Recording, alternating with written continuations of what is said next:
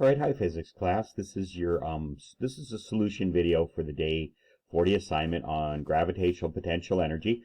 I'm not going to do the whole thing for you. Problems 1 through 5, questions 1 through 5 are just simple questions from the video. Just watch the video and get the answers. Do all this on a piece of lined paper. I'm doing it on the sheet just to demonstrate it.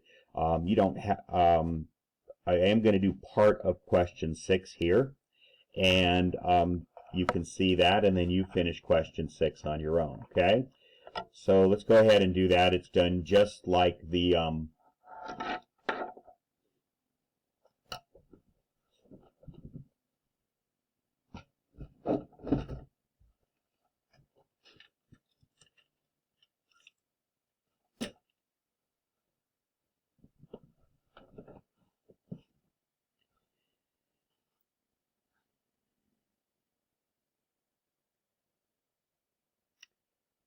Hi physics class, this is Mr. Mellinger. So I'm going to do a solution video for the day 40 assignment on gravitational potential energy. And in fact, I'm not going to do very much here. You can answer questions 1 through 5. They're straight off of the slides, off the previous video. And I'm going to do part of this table for you. It's just like the one that you saw on the slides. I'm going to change it up a little bit though. So let's read the question. A ball with a mass of 2 kilograms is dropped 4 meters. And it's done on the moon. So the gravitational acceleration on the moon is not 10 meters per second squared like it is here on Earth. It's about 2 meters per second squared. In fact, it's a little bit less than that, but we'll just keep the number simple and make it 2. All right, so we're going to fill in this table of potential energy, kinetic energy, and total energy. Okay, so when the ball is 4 meters off the ground, then there's the formula right there. So the mass, it gives us the mass of 2 kilograms. The gravitational acceleration is this number right here. It's 2 meters per second squared. And the height it gives us is 4. So 2 times 2 times 4 is going to equal 16. And the unit of measure for any kind of energy is a joule, J. All right. Now we're going to go down. I'm going to do a couple more here. I'm going to do actually one more here. Now, at 3 meters, well, the mass is still the same. It didn't change. It's still 2 kilograms. The gravitational acceleration is still 2 meters per second squared. So 2 times 2. Now the thing that changed is the height. The height is now 3 meters times 3. So 2 times 2 times 3 equals 12 joules. So it now has 12 joules of potential energy.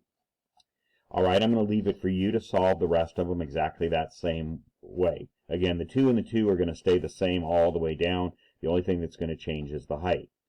Now the kinetic energy. While you're holding the ball, it has no kinetic energy because it's not moving. Kinetic energy is the energy of motion. So without even doing a calculation, you can simply write 0 joules. Okay? 0 joules. Now the total energy is simply adding these two numbers together.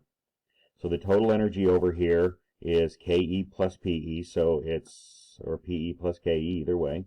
So it's 16 plus 0 equals 16 joules. So it has 16 joules of total energy. And the law of conservation of energy says that this number, once that energy is in the ball, once it falls, the total energy stays the same all the way until it hits the ground. And then the energy is released from the ball.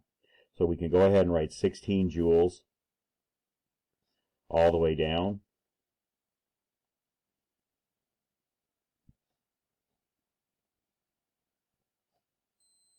And again, this at the bottom, 0 means just before it hits the ground, because once it hits the ground, as I said, it releases this energy.